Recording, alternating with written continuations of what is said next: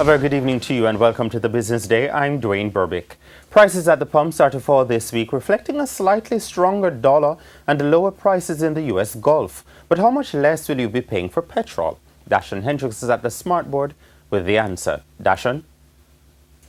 Well, there's some good news for consumers this week. Petrojam has announced a decline in the price of gasoline, a decline for the fourth straight week in a row. And it says the price of both E1087 and E1090 gasoline, those prices are to go down by 47 cents this week. It's a decline which takes them to the lowest they have been in some 7 weeks, and the prices are down 3% from the 3-year highs they reached in early September. The price of regular diesel, it goes down this week by 33 cents, while low sulfur diesel declines by 13 cents. Kerosene is down as well. It goes down this week by 25 cents, but both propane and butane are up. Propane is up 20 cents, while butane is costing 49 cents more to purchase. It's now back to you.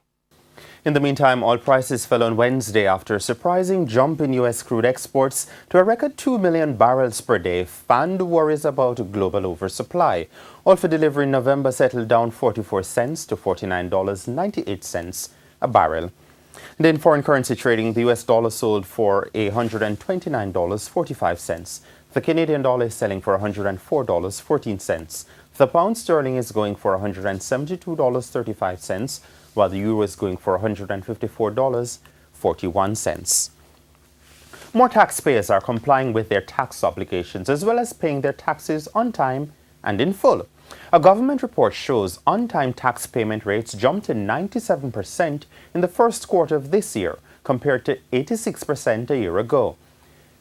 Another statistic shows special enforcement activities recovered $102 million from chronic delinquent taxpayers. At the same time, voluntary compliance saw more than 6,500 new taxpayers being registered.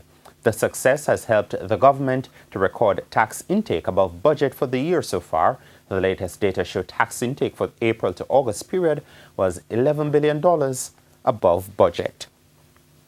Stock prices continue to end higher, pushing the JSE Market Index up more than 864 points, while the Junior Market Index lost 28. Stocks with higher prices at the end of today's trading, they included 138 Student Living, Grace Kennedy, Jetcon Corporation, Mayberry Investments, Paul's Investments, Stationery and Office Supplies, and Sweet River Abattoir. On the losing end were Burrito Investments, Express Catering, Jamaican Teas, Knutsford Express, Minivent Entertainment, and Seprod. And that's the Business Day. I'm Dwayne Burbick. Good evening.